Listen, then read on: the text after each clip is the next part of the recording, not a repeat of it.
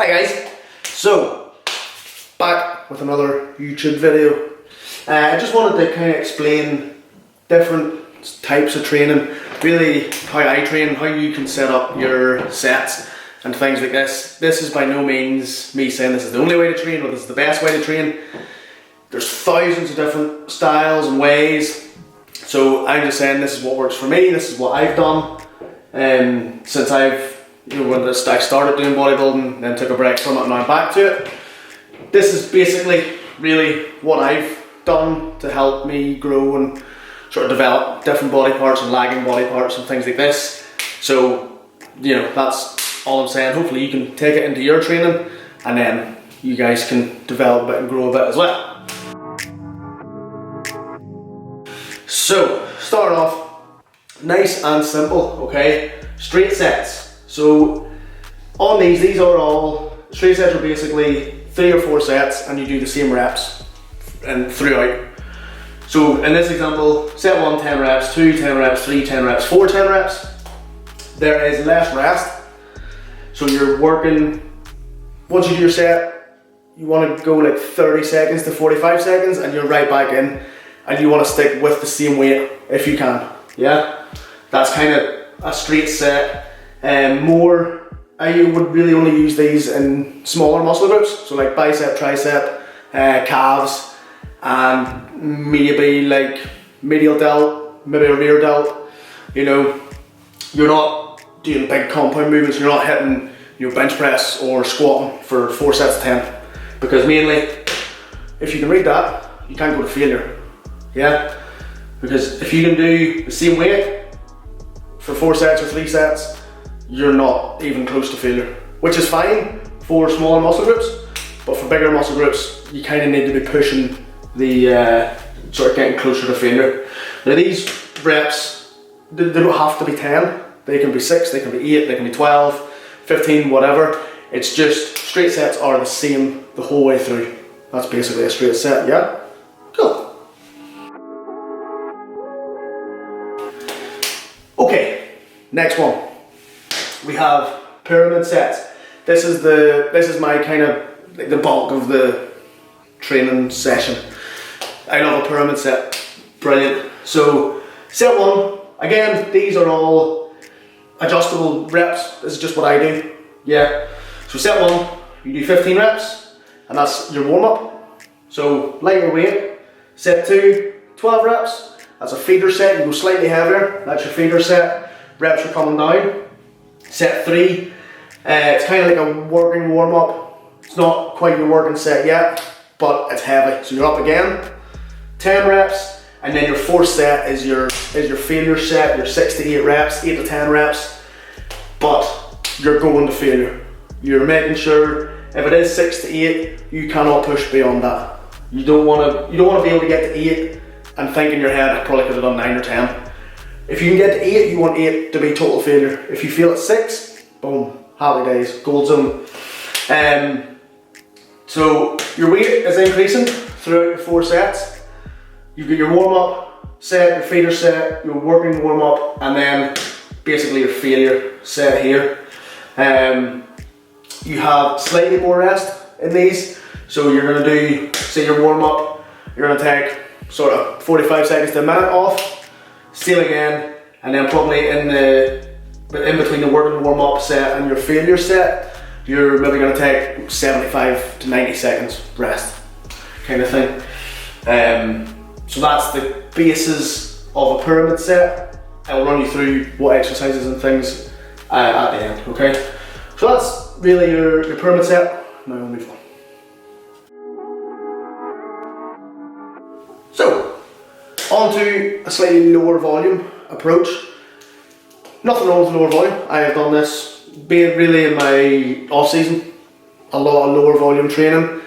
You're just going real heavy and you're making sure you're hitting failure. Again, same as that pyramid set. You're starting off, first set warm up, you're working 15 to 20 reps. Just get blood flowing, things like that. Your second set, you're going up, you're only doing 3 to 5 reps, you're just feeling the weight, then you're going to drop them, go up again, another 3 to 5 reps, and then you're going to go to failure. On this one, on your fourth set, you're going to go to failure, sorry. On your lower volume one, you're going to have a longer rest, so you're fully recovered during each. So you're probably going to have like 2 to 3 minutes off in between. So that's obviously why it's lower volume. Now in this one, in all of these, it doesn't have to be 4 sets. So if you're going, say for this one for example, if you're not at your failure set in your fourth one, you can just keep going. You can go to like 6 or 7 sets, but it's a lot of warm-up sets. You know, if you're pushing, and heavy weight, say back squats, by the time you hit your third, it's probably too big a jump to get to your failure set inside 3 sets. So you just add on until you can get to a weight that you've done a failure set. And as well as that, in these two, pyramid set and the lower volume set, you can add drop sets and intensifiers into them, and that's what I do every single time really. So once you do your fourth in here, then you can add a drop set straight after that, and same as this one, you can add your drop set straight after the failures, just to kind of get more blood flow, get more stimulation, more fibers are breaking down, more fibers you can break down, the more you're going to grow. Simple, isn't it? So, on to the last one, on to density sets. So, density sets are basically building out your sets, which you will understand whenever I finish. So your first set, 15 reps, warm up, we all know the drill. Second set, let's say 12 reps. You're doing a feeder set. Third set, let's go 10 reps, that's your working warm up. Then your fourth set, you're going to go real heavy, and you're going to do 4 reps, and that fourth rep should be failure. So you're going as heavy as you can in whatever exercise this movement is. So you're going to 4, you have 15 seconds off, then you do another 4, 15 seconds off, another 4, 15 seconds off, and another 4. So you're getting really, really small recovery, recovery time. But you've basically just put 4 sets into 1 set. So you're building out your sets. Obviously again, with this you can go to more sets, so you can add like a 10, go to an 8, go to a 6 kind of thing, and then you're hitting your 4, 4, 4, 4 on your 6th or 7th set. But the idea of that is every single one of those is failure. Yeah? And really, if you get like the 16 reps in that one for example, probably went too light. Generally whenever I'm doing them, I'll go like 4, maybe a 4, maybe a 2 or a 3, and then maybe a 2 or a 3 again. So just think about that as well. And as well, you can go 5, 5, 5, 5, you can go 6, 6, 6, 6. You know, it totally just depends on what your kind of goal is. And it's not just that. You can do drop sets there, you can do like a rest pause set there. I just really like a density set. Like it's more like a cluster set, 4, 4, 4, 4. Just really, it hurts. But what I've found is really a combination of all of these, which I'll run you through now as well. The combination of all these works, so I will show you how I set that up now. Okay, and we're back. Had to change my pen. So, how do we get all of this sort of combined in this session? So let's say you're training legs, for example. You'll get to the gym, do a little warm up first. Now you don't want to start with like a lower volume, kind of 3 to 5 example, like, and then go to failure, just because blood isn't flowing properly just yet. You're not quite warm enough. You're just going to sort of increase that risk of injury, which you don't want. So you don't start here. Generally, I'm going to start. Pen doesn't work. So generally, I'm going to start in here with a pyramid. So let's say leg extension. You're going to do, generally on the pyramid set on the leg extension, I'll start with 20. Okay, so we'll go 20, probably another 20.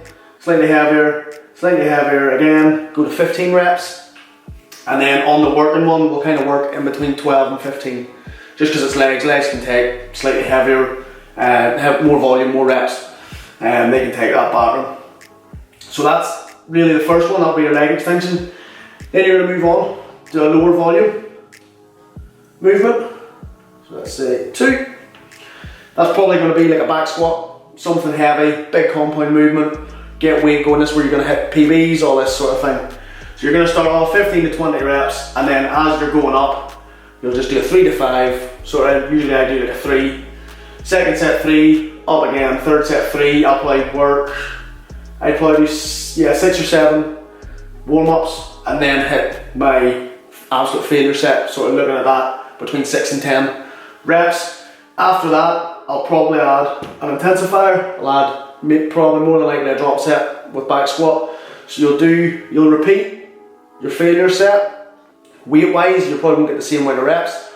You'll strip the bar to 30% of what you'll take 30% off what you just lifted, and then you'll go to failure with that weight again. Okay, so you'll get more reps, your legs will be totally done out, you'll feel amazing. Then once that's done, we'll move to a density set. Some sort of density set, generally like a leg press or something next.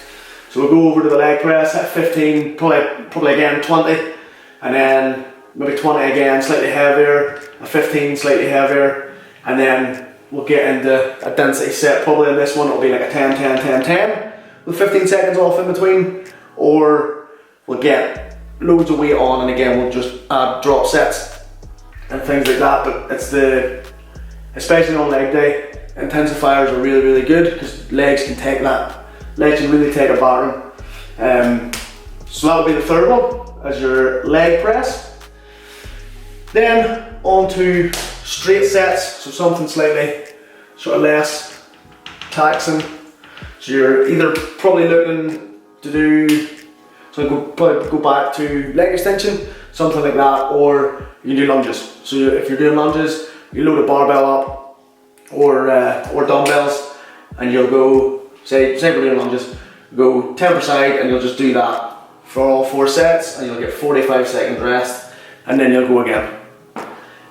Generally whenever I'm doing legs, so that's your 4 exercises for quads, because whenever I'm doing my training, I pick 4 movements for the main body part.